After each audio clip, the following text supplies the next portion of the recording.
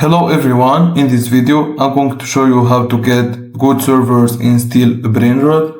So all you need to do is open your Roblox account and then type in the search bar Steal A Brainrot and then choose in experiences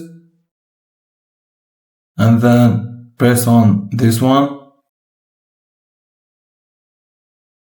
Now you press on servers and then you scroll down. You will see other servers. Now you can see a number of players descending or ascending. It's better to choose descending. The good server always have a good number of people, and then you can press on exclude full servers. So the full servers, you will not join them, and then you can choose any server from those and just you press on join and you will be joined, and that's it. If you find this video helpful, don't forget to like and subscribe, and thank you for watching.